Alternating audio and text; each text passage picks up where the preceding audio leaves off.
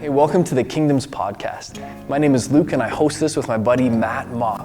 And our goal is to empower you to discover how your faith impacts culture for God's kingdom. To do that, we're sitting down with different men and women from all kinds of disciplines to uncover how they, through their ambitions and vocational skill set, make a difference in the lives of those around them. And so if this is helpful to you, we'd love it if you could like it, share it, and subscribe. In the meantime, enjoy today's episode.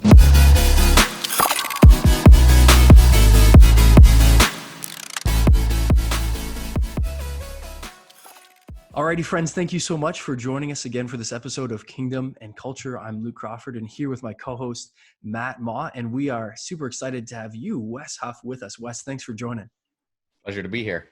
Right on. Wes is someone who's serving with Apologetics Canada as well as Power to Change, which is a campus ministry in universities across the nation. And he's also working on his PhD in Biblical Studies at the University of Toronto, the Wycliffe campus. And he's done a lot of work, I think, for over 7 years now in the area, the field of apologetics. And so we're looking forward today to having the opportunity to dive into that area of conversation, what it looks like to be a Christian, and to understand how to understand and defend your faith. So excited to have you with us, Wes, today. Thanks for coming, man. Excited to be here. In the same vein, but just as like a get to know you, Wes, could you even just highlight something cool or unique about yourself that a lot of people may not know? Yeah, well, I feel like I share this when I do talks on campuses all the time. So I feel like it's out there in the ether, but I realize a lot of people still don't know it about me.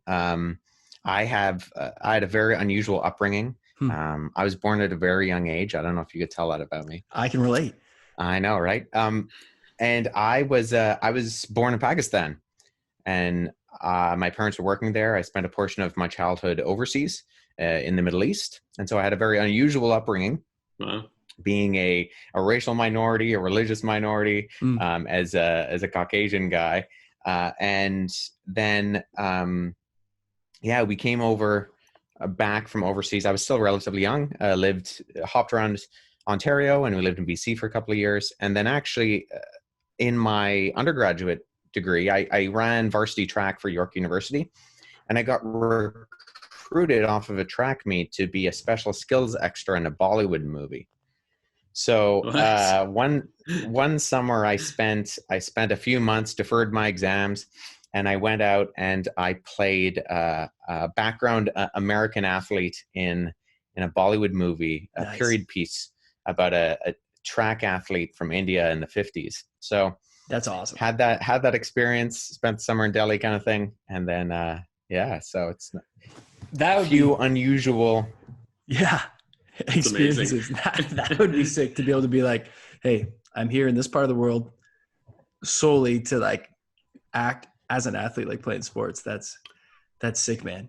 I had to get like a waiver form signed from all my professors who I was having classes at the time. And I remember I was doing this. It was a history of the ancient Near East class I was doing at York. It was one of my electives. And the professor just looking at the page and then looking at me and then being like, is this asking if I can let you travel to defer your exams so you can go to India to be an actor in a movie? To be in a Bollywood movie, yeah. Probably. Like, am never I got reading that before. right? Am I understanding what I'm being asked to sign off on? That's amazing. Yeah. That's awesome, dude. I'm glad they signed off. Just out of curiosity, what's the name of the movie? It's called Bhag Milka Bhag. Wow. You I'll know have to what? Google that. It's pretty funny. That's good. I have a DVD copy. It's 3 hours long. I think it actually Wow. might be more than 3 hours. So they Come were on. way ahead of the curve on like the Marvel movies, which are now like crazy long. This is true. I'm only in I'm in the very opening scene is like all the athletes coming out for the Rome Olympics in the 1950s, and we're like all very dramatically walking out of a tunnel into the track. And so I'm in the very first scene, and then I'm in a couple of montage scenes. But for the length of the movie, comparatively, I'm in very little of it.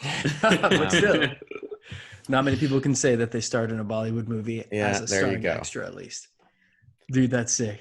Well, hey, along with growing up in Pakistan, competing in varsity sports, being in a Bollywood movie, I wonder, would you be able to give us just a snapshot of your faith journey, and especially as a young person, some of those formative experiences that really shaped your faith and your sense of calling as a youth and a young adult? Yeah, I grew up in a very Christian home. As I said, my parents were missionaries, and my dad was a pastor, so I was both a PK and an MK. And so I grew up in a very loving, nurturing Christian household, and that shaped a lot of my faith journey, especially being a religious minority in Jordan, where we lived.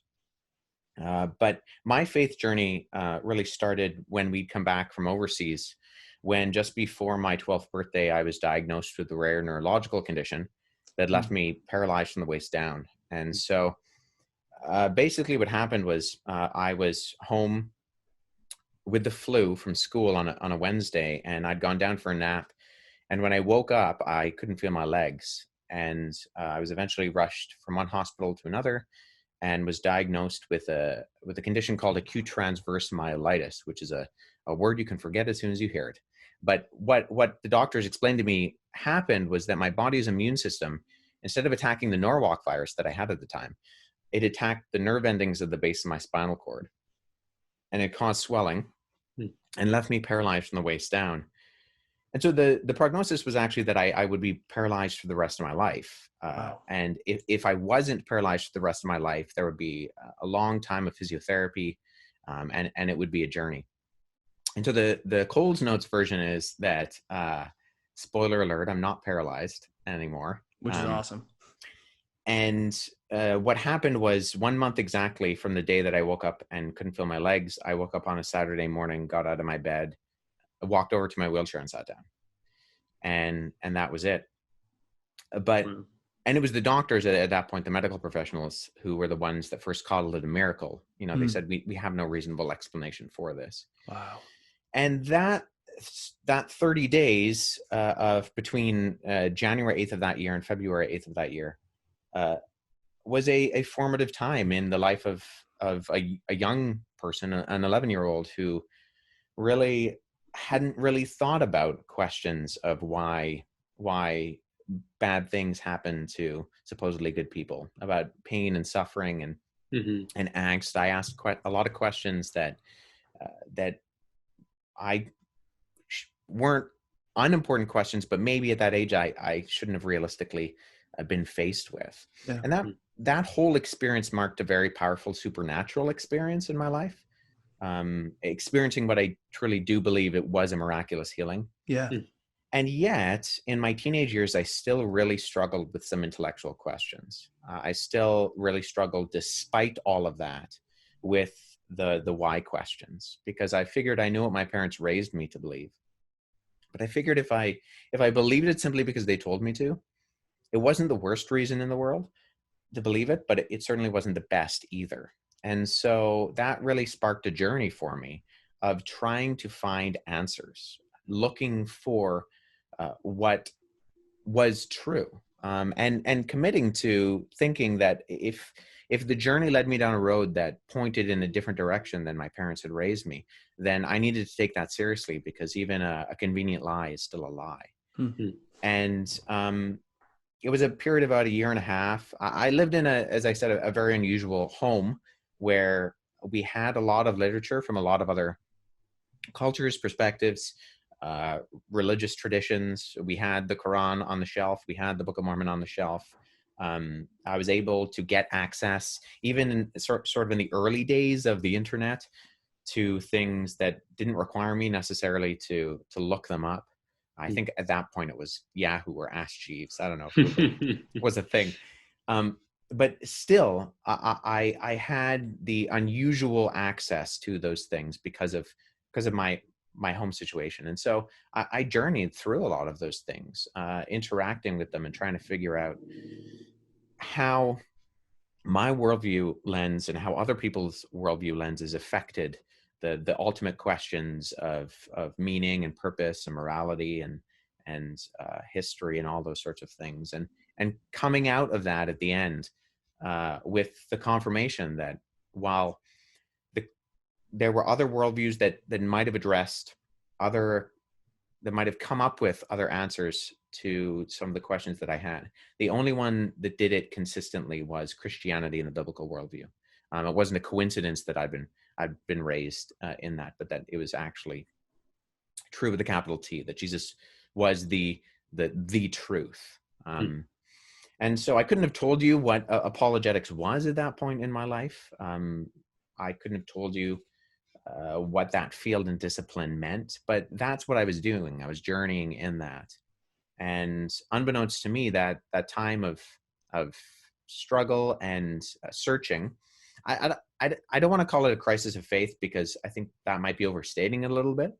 But that journey that I went through, that laid a foundation so that when I eventually did go on to do university and interact with people of other worldview perspectives, a lot of the time I was more than prepared for those conversations because I'd spent a little over a year interacting with a lot of what other people were believing anyways. Yeah.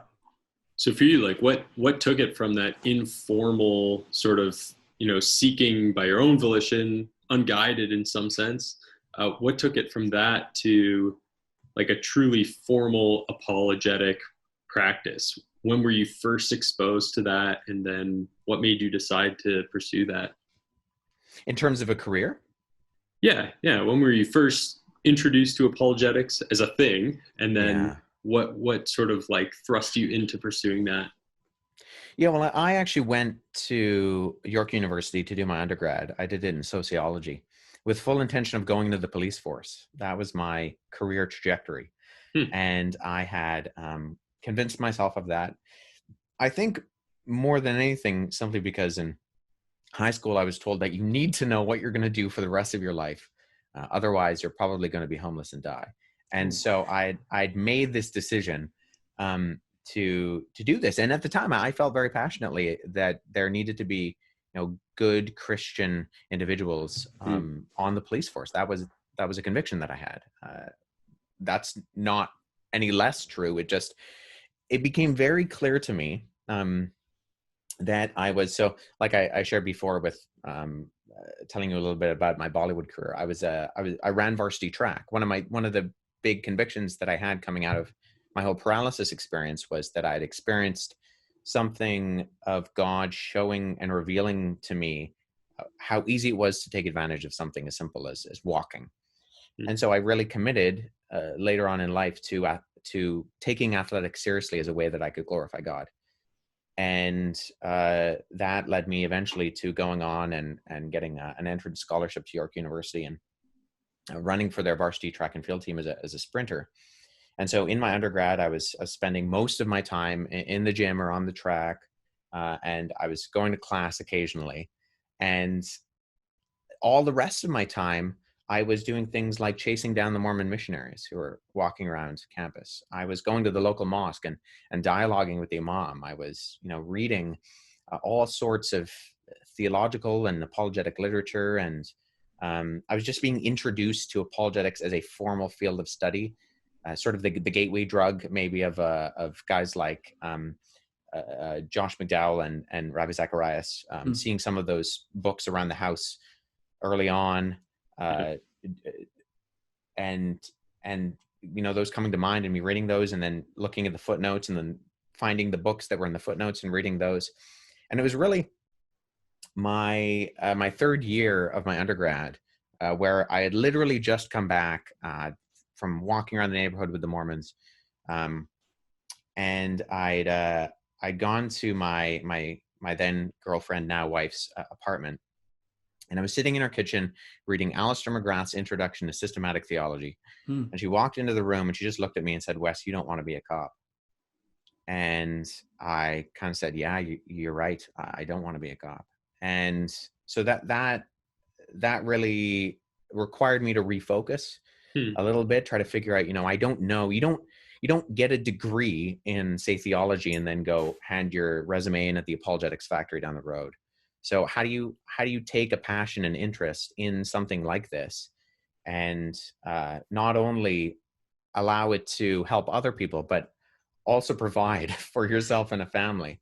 And so that was a journey that took a lot of discipline and seeking the advice of other people, and prayer, and seeking God's guidance as well. And that was years down the road. Really, things didn't materialize till, I'd graduated with my undergrad. I'd done a master's in theological studies at Tyndale, and some of the connections that I was making with, whether it was individuals like Andy Bannister at RZIM, or Jim Beverly, who taught apologetics at Tyndale University, some of those connections that I was making, that really didn't materialize into anything that would concretely allow me to, travel and speak until years later. But it was once again, like during that time when I was journeying in high school, and how that equipped me when I was in university, interacting with skeptics and atheists and Mormons and Muslims. God was still shaping me then, and through a lot of that, the struggle and turmoil of sort of seeing a foggy destination, God was journeying with me to bring me to a place where I was able to not only learn and help my own faith to be grounded, but then go and help others also understand what it is they believe and why they believe it. Yeah, man, well said. And that's thank goodness for Melissa in your life to walk in and say, hey, you don't want to be a cop. Like look at what your passions are really pointing towards. Yeah, listen, I'd be lost without Melissa on a number of fronts. I think all of us would be without our wives. So yeah, I'd love to, in light of that, and obviously in light of your experience, and because Wes, it's been 7 years now since you've been speaking on apologetics. Is that right? Yeah, approximately. Yeah, about 7 years. 100%, man. Would love to kind of pivot in our conversation and dive into some of those, and considering some of the bigger apologetics questions that tend to pop up in our culture, the kind of people you interact with, and the questions that they raise surrounding faith. I know I've heard it been said that often people will wrestle with Christianity for either like a logical, emotional, or practical reason. You could say, the head, the heart, and the hands. They don't either believe it's right, feel it's best, or agree really that living in line with Scripture is good. And so I'd love for us to take a minute together to kind of look at each of those three categories: people who kind of think head first, people that think heart first, and people that may think action first, and talk through what it could look like, kind of from a 20,000 foot perspective to interact and navigate with each of those kinds of people on the front of articulating, defending, explaining what faith is about. So maybe to start kind of with the head category, with people who are really logical, they're thinkers. I know in my experience, and maybe you can relate, many thinkers will doubt the existence of God. The fact that, none of our senses allow us to determine his presence, whether we can't see God right now, we can't maybe like audibly hear God, though I'm sure some Christians would push back on that. But that just goes against the grain of scientific thought and study for a lot of people. And so what would you say to the academic, or the academics, plural, who grapple with questions of the supernatural, like the resurrection of Christ, or even just simply the existence of God? Yeah, I think it's a really great way of posing the question, because you do often hear that people say, well, I can't believe because of the facts, or because of science, and then there's a logical, or there's a further explanation within that. I think in a certain way, I'm not sure I entirely buy that when people say that, because we never believe anything based on one factor. There's a component of course, the intellectual factor, the head, but there's a strong component of your personal reasons and social reasons. I mean, this is what, without getting too nerdy, Aristotle describes when he says why people believe things. Well, some people believe things because of the intellectual facts, but a lot of us believe things because we have personal reasons to, that it personally benefits us, and a lot of us because it socially benefits us. I mean, I can speak for there's some Muslims who I work with where their entire existence, their friends, their family, their social groups, they're all wrapped up in the Islamic community, and that's a big pull. And so maybe even the intellectual arguments only go so far with them, because what they're being asked is to leave a community. And I think we need to be we need to be open to that. But I don't believe the skeptic when they say, I can't believe just because of the facts. But I think the way you phrase that question is interesting, because you talked about scientific thought and study. And I think if we break down scientific thought and study, what a lot of people may not realize is that science is a methodology. So the process of the scientific method involves making conjectures, or it's often posed as hypotheses. And that derives from predictions of logical consequences, and then they carry out experiments or empirical observations based on those predictions. And in that way, science does not tell you anything. Scientists tell you things based on the interpretations of the data that's derived from the scientific method. And sometimes we state it as like, well, this I can't believe because of science. And that doesn't really make sense based on what science is. And there is a multitude of things that cannot even be scientifically proven, but that nonetheless are rationally coherent. So for example, logic and mathematics problems, they can't be proven by science because science presupposes logic and math in order to function. You have to start with logical reasoning and then assume that, and to even attempt to try and prove logic problems with science, it collapses into arguing in a circle. And so we accept that's not something that's up for debate. Also metaphysical truths, like the statement, the past was not created 5 minutes ago with the appearance of age. You can't prove that scientifically. We use rationality to prove, that the past didn't start 5 minutes ago with the appearance of age. I have all sorts of logical and experiential evidence to back that up. Or even we can talk about ethical problems, how ethical beliefs and systems of values operate. So the scientific method can tell you that someone died, but it can't tell you whether the means of that death was just or unjust. So it can simply tell you the how. This person is dead. This is how it happened. But the what and the why, on whether the circumstances of that death were ethically problematic, that's not a question science can answer. That's a moral judgment which goes beyond science. So I think we need to grant that when people bring these up, the objection up that, well, this doesn't fit into my scientific thought or study, I think we can point out very graciously that what that statement fails to recognize is that they themselves grant all sorts of things that are outside of even the realm of scientific judgment and pronouncement.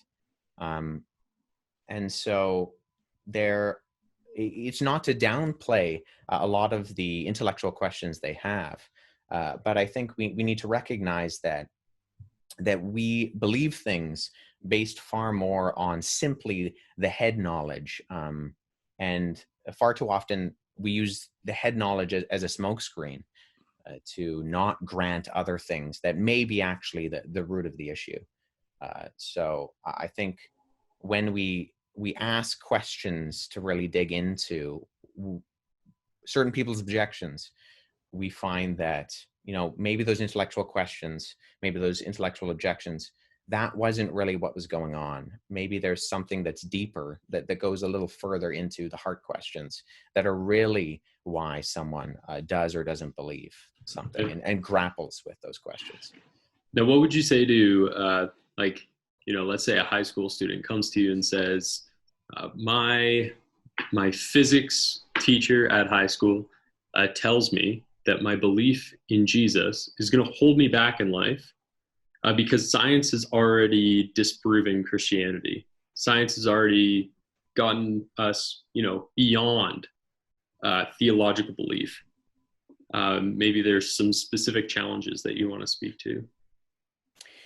Yeah, well, I would interact with that person and ask them questions about what they mean by science, what they mean about Christian belief, and how they think that science inhibits their or how their Christian belief inhibits their ability to do that scientific endeavor. Because arguably, they have to presuppose a framework of logic in order to do physics that I don't think you can account for naturalistically. It assumes a level of predictability in the world that a natural materialistic framework really doesn't give you an answer for.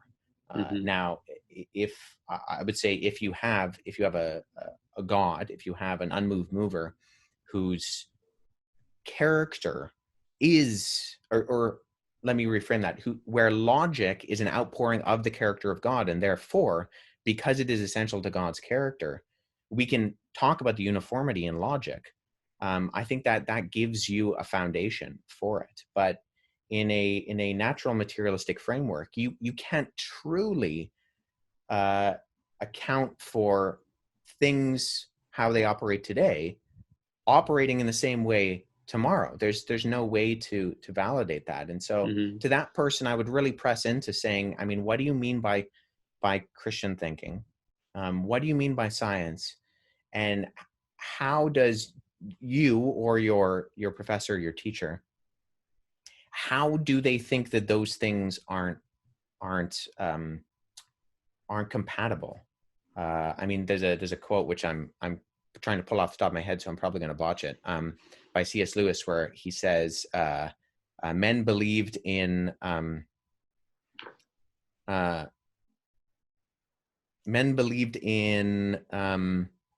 like the predictability of the universe. I'm going to try to look it up so that I'm not C.S.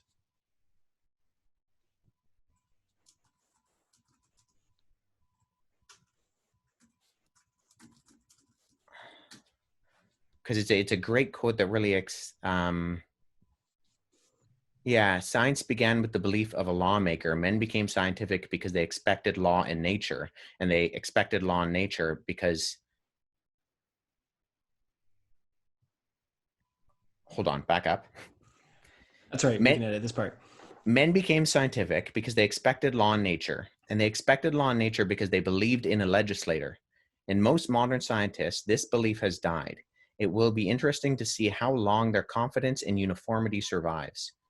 Two significant developments have already appeared: the hypothesis of lawless subnature and the surrender of the claim that science is true. We may be living nearer than we suppose to the end of the scientific age. So basically what Lewis is saying there is that if you look at the founders of modern scientific theory in terms of the 18th, 19th, and 20th centuries, those individuals were inherently Christian, and they saw uniformity in the universe, and they believed in a maker whose character was uniform. And so then when they saw that uniformity in the universe, it corresponded to their Christian belief. It didn't combat their Christian belief.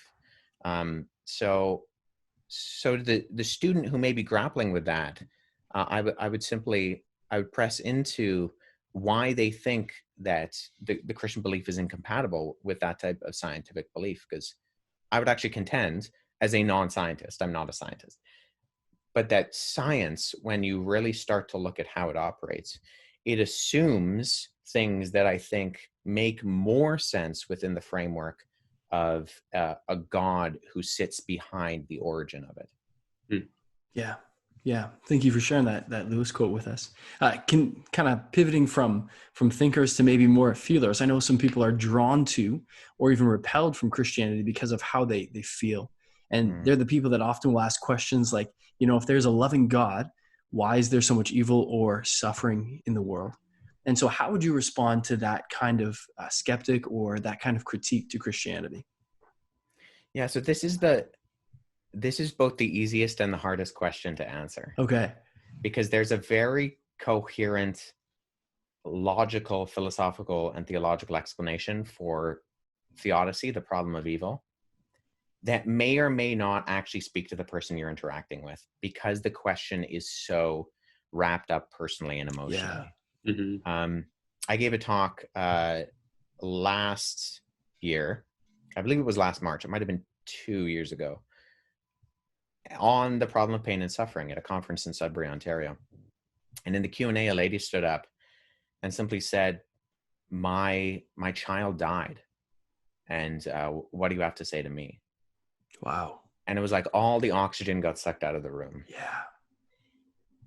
And I mean, in one way in my head, I was going, I just spoke on that for 45 minutes. Yeah. But at the same time, it was like, I understood why that had completely bypassed her. Yeah. Because in that moment, she wasn't looking for a philosophical reason that explained why that event had happened. She was looking for a God who cared. Yeah. That was the answer to the question. And so I simply, I said, what was your child's name?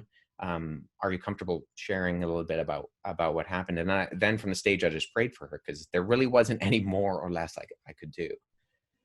So there's a very emotionally charged question or motivation behind those particular questions that we need to be aware of when we're going about this. And that's true for a lot of questions. There's a questioner that sits behind the question that we need to take into account. We're not dealing with, cold facts. We're dealing with people who are going through things. Mm-hmm. And that's true for all objections, but particularly for this one. Now, the intellectual answer is what's referred to as the problem of morality or the problem of pain and suffering and evil. And I actually have a talk on my YouTube page that goes into this a little bit more, where I explain, the rational enterprise of morality. But just briefly, let me say that if we're just talking about the cold hard facts, morality is a rational enterprise, and it's explored within the confines of rational thought. And the second component to that is that moral realism is true in that moral facts exist. We acknowledge that we talk even just in our everyday language about good and bad. So we grant that moral facts exist. Now, what follows from that is that third, moral problems and disagreements among human beings like you and I are too many, depending on where we are or what century it is and where we find ourselves. All sorts of people disagree on all sorts of ethical conclusions. And those disparities are too much to conclude that morality can be grounded simply in human rationality, because we disagree too much. And even from time to time, there were periods within history where things like slavery were considered moral goods, were considered good for society, were considered ethical, and were legalized. And we acknowledge now that's morally problematic. And it's not just morally problematic because we've decided so. There's an objectivity that sits outside of that. And so if moral realism is true and moral facts exist, then I think it logically flows that those moral facts, in terms of how we regulate what's good and bad, can't be grounded merely in human beings. Now, fourth, moral facts and duties are grounded in a necessary rational source. That's what we're trying to get at. What is that necessary rational source? Well, following from the reality that truth of moral realism exists, there then needs to be a necessary source for these things to be grounded in. And that source is what we call God. And in order for that source to be rational, it must be sentient in nature, and therefore a moral lawgiver, because a non-sentient being doesn't make moral pronouncements. And so what we end up describing is, through acknowledging that moral facts exist and then following the logical flow, that there must be a moral lawgiver that sits at the bottom of this. And in the Christian worldview, that's who we call God. And I think when we explore the character specifically of the God of the Bible, we find out that the character and the essence of the God of the Bible fits those moral questions that we have. So when we're talking about the problem of pain and suffering, I mean, just to use another Lewis quote that I know far better than the one that I was trying to quote before, Lewis said that his argument against God was that the universe was so cruel and unjust. But then he says, how did I come up with this idea of just and unjust? Mm-hmm. He says, a man does not call a line crooked unless he has some idea of what a straight line looks like. What was I comparing the universe with when I called it unjust? And what he's getting at there is that we can't just arbitrarily be calling something evil without understanding that there is an objective good to correspond with that objective evil. And when we start to really press into, well, where do these objective good and objective evils come from? We eventually find ourselves pointing to an objective moral lawgiver who is sentient and who is the originator of the rational source for where we're getting these sorts of things. So, I mean, that's complicated. That's very philosophical. And like I said before, that may not be what you articulate, particularly with someone you're talking to who is struggling with something right then and there. But I think while the problem of pain and suffering and evil is often used to disprove God, I think when we really press into it, what we find is that we end up pointing to something beyond ourselves to actually ground these things in. Yeah. Yeah. Well said, man. Well said. And I appreciate you taking the time to consider both maybe the logical components of that, but also I think what you could call the compassionate or even pastoral components of that, as you shared that story of praying for that woman, because you're right. Everyone has a story or an experience of significant pain, and to be able to step into that, not just on an academic level, but an interpersonal level is oftentimes even more impactful for the questioner. I wonder if we could look kind of just at that third area of the kind of action-oriented people, and maybe for those who really are doers, they're action-oriented, thrill-seeking, ambitious. When we talk about a gospel message, which is an invitation to surrender your life to Christ, that is totally repellent to them. And so how would you engage that person who would say, like abundant life is found by like doing whatever you want to do or being whoever you want to be, discovering yourself, discovering the world. What do you say to that genre of person? I think those people will give lip service to those things, but deep down they know that those things won't satisfy. I mean, the hedonism of, doing thrill seeking or doing what makes me feel good or that kind of stuff. I think at the end of the day, it shows that humanity is created to worship something.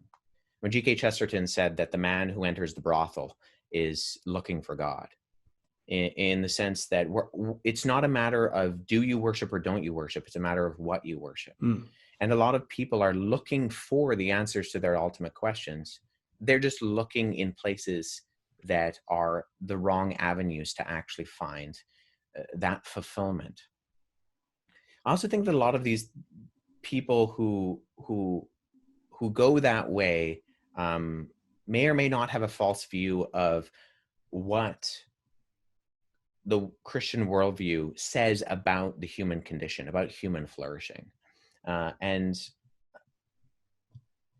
this isn't a way that is often articulated as to answering this question, but I think more and more it's the way that I think about it, in the sense of God's law, and this idea of being created in the image of God.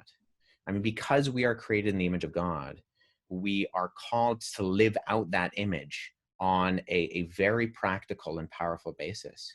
And I think when you look at God's law and ask, okay, what is the motivation behind a lot of these things? I think it's simply that we're being asked to live out that image of God in us. God is not a murderer. You are created in that image. Don't murder. God is not a liar. You are created in that image. Don't lie. God is not an adulterer. You are created in that image. Don't commit adultery. And in that way, I mean, Paul talks a lot about the law being a school teacher and to some degree a burden. I think for the unbeliever, the law is a burden, and they see that as a weight of legalism, that they need to obey all these things in order to live up to a standard. But I think the beauty of the Christian worldview and the gospel message is that the law is actually the opposite of that. The law is calling you to live out that lifestyle that you were truly created to be, and is providing you an opportunity to do that in a very powerful way. And so when we understand that, when we see, say, the 10 Commandments as promises, you shall not lie, you shall not murder, you shall not commit adultery, instead of commands of you shall not, you shall not, you shall not, I think it releases us to live a life of human flourishing and to stop the endless treadmill of trying to fulfill our desires, because that will ultimately leave us empty. And you have all sorts of examples of individuals who have gotten there. There's that famous interview with Jim Carrey where he says, I wish everybody would become rich and famous to see that being rich and famous is not where your goals should be.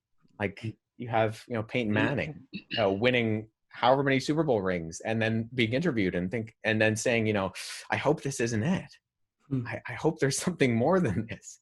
Yeah. And I think we realize that. I think that this world can provide us a lot of beauty and a lot of fulfillment.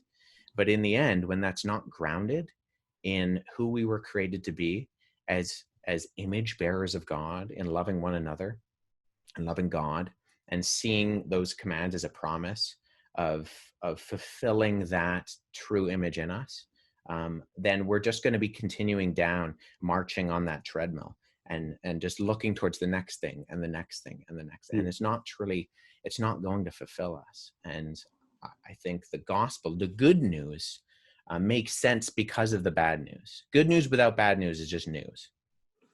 But when we understand that the bad news, that we're sinners, and that all have sinned and fallen short of the glory of God, as Paul says in Romans, and the good news of the releasing of the gospel and calling us to be and live out that image, that's where we can truly find our purpose and meaning.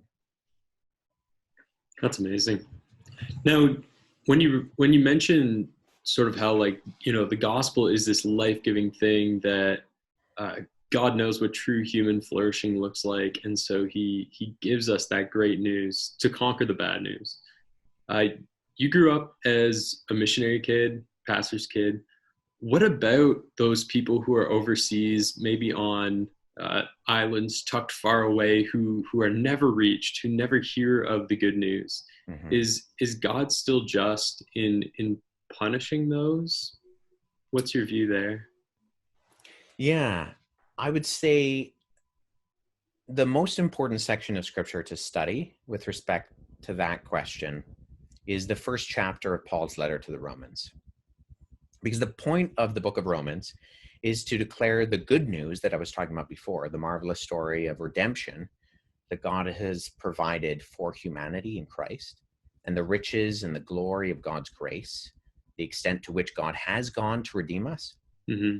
But when Paul introduces the gospel, he begins in the first chapter by declaring the wrath of God being revealed from heaven, and this manifestation of God's anger being directed against the human race that has become ungodly and unrighteous. It seems like a strange place to start a gospel message. So the reason for God's anger, as Paul articulates it, is anger against evil. God is not angry with innocent people. He's angry with guilty people. And the specific point to which they are charged with evil is in the rejection of God's self-disclosure. So in the biblical sense, we need to make sure that we're not assuming that there is an innocent person out there. And Paul says, as I quoted before, Romans chapter 3, all have sinned and fallen short of the glory of God. Because of our first parents, Adam and Eve, there are repercussions to this beautiful yet clearly broken world we live in. And Paul underlines this point, that from the very first day of creation and through creation, God has plainly manifested his eternal power and being and character to every human being on the planet. Right. And that verse in Romans 1:20 that says that literally says that, these divine qualities and these invisible attributes have been shown throughout creation. And then it says, so that no one is without excuse.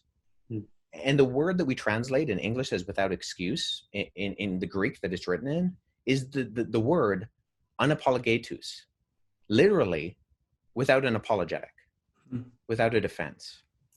So in other words, what's being articulated there by Paul is that every human being knows that there's something bigger than themselves. There is a creator, and that he's accountable to that creator. Yet every human being disobeys God. Now, why does Paul start his exposition of the gospel at that point? Well, what he's trying to do, and what he develops in the book of Romans, is this. He says, Christ is sent into the world that is a world that is already on the way to hell. And Christ is sent into the world that is lost and that is guilty of rejecting the Father, whom they do know. And so in that sense, for God to save any of them would be gracious and merciful. So let me back up for a second and just define those two words, because we use that a lot in Christian communities without truly defining it. Yeah. Mercy is not getting what you do deserve. Justice would be the opposite of that. Justice is getting what you do deserve. Mercy is not getting what you do deserve. And then grace is getting what you don't deserve. Let me say that again, because that's a little bit confusing. Justice is getting what you do deserve. So if you commit a crime and you're guilty, it would be just for you to get the due penalty for that crime. Now, mercy is not getting what you do deserve. So it would be merciful for you to have committed that crime and the judge to release you based on believing that you've repented, you're not going to be a secondary offender. And that would be merciful, that even though you've earned the penalty for that crime, you're being set free. That would be mercy. But grace is getting then what you don't deserve, in the sense of it would be merciful for that judge to let you go, but then for that judge to hand you the keys to his house and car. You don't deserve that. That would be gracious.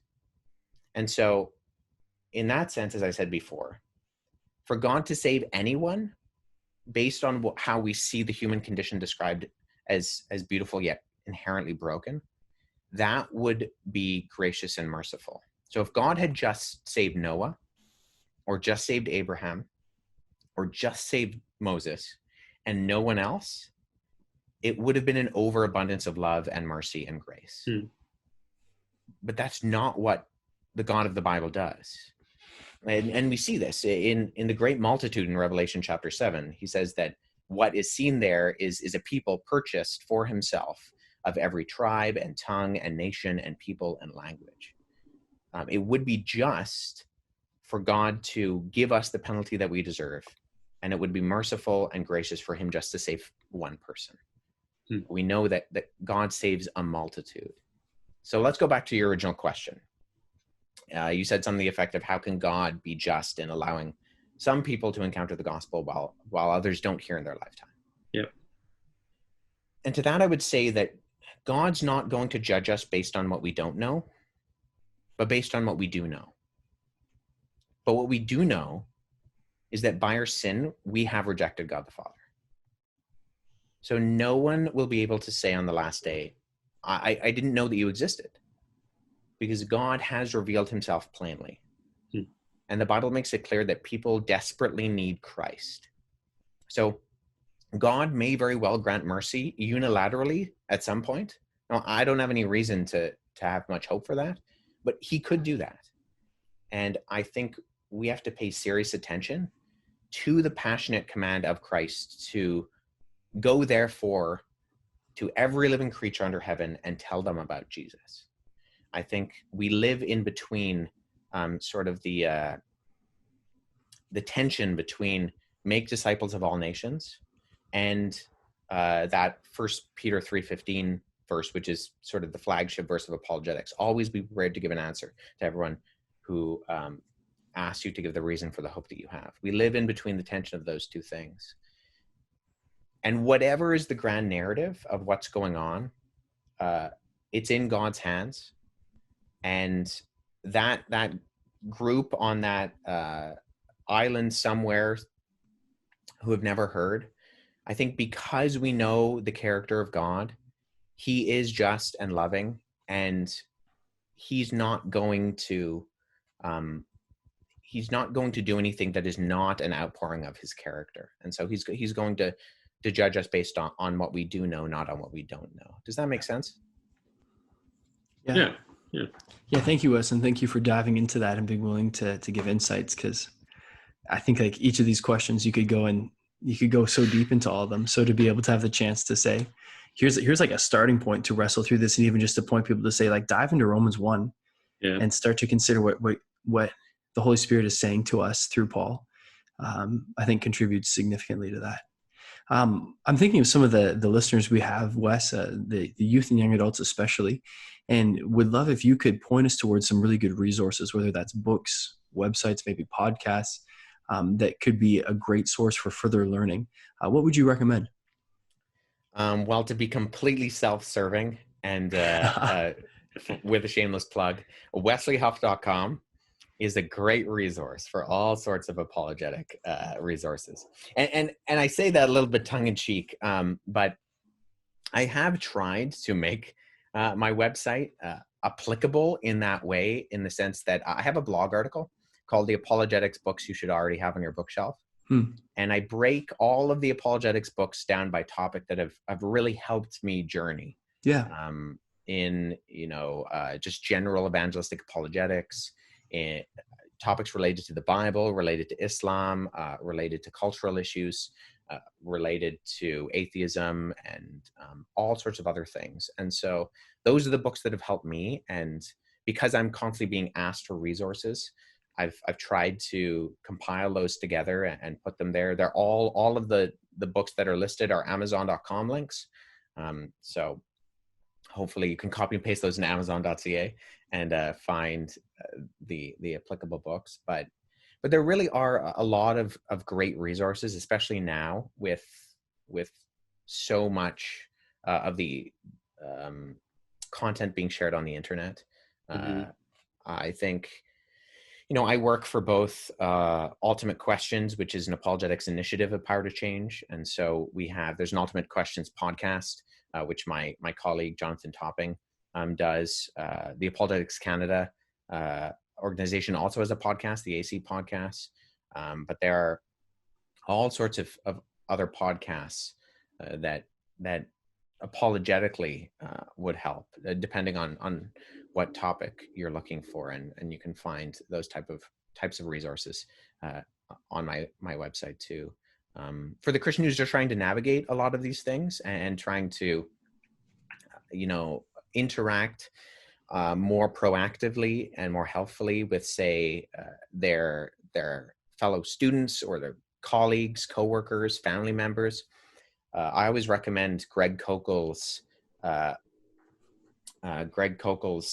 book Tactics, that goes through. They actually just re-released, because I think it's an anniversary edition. It's 10 or 15 years old, something like that, and they re-released it with some updated information. And Greg really goes through a lot of very practical and helpful ways to have conversations, spiritual conversations. One of his taglines is how do you stay out of the hot seat but stay in the driver's seat? And I think he really does help you see the avenues to do that. And I know that's helped everyone from middle-aged moms to PhD academics. I've seen them utilize the tactics that Greg Koukl exemplifies and teaches there. That's cool. Hey, and maybe you could just share some other ways that people can follow you. I know that we've just had maybe an hour-long discussion about, spending 5 minutes on a topic that you could speak for 30. So yeah, is there other spots that we could find you and follow you? Yeah, so on my website, there should be all the applicable links, wesleyhuff.com. You can follow me on Instagram at Wesley _Huff. I've a public Facebook page which I post a lot on, and that would be at Livingstone with an E Huff, WSLEY_LIVINGSTONE to find that specifically, and I post a lot on there, videos, interviews, just share a lot of other resources from other apologetics organizations, just to be helpful there. I do a Yeah, Twitter, that's but I great. barely use it, at Wesley L. Huff. But other than that, everything will be sort of systematized on wesleyhuff.com in terms of, you know, my YouTube channel, my Instagram, some other resources. But that's ultimately where you can find me. That's Great. awesome. Thank you. That's awesome. Well, hey, Wes, we there's so many more things we could have dived into, but we're really appreciative of you making this time today. Thanks so much for joining us, man. Yeah, well, thank you for inviting me. I really appreciate the questions and the honesty and the ways that you asked them and that we were able to approach them. Awesome. Yeah, thanks. Thanks, man. Pleasure.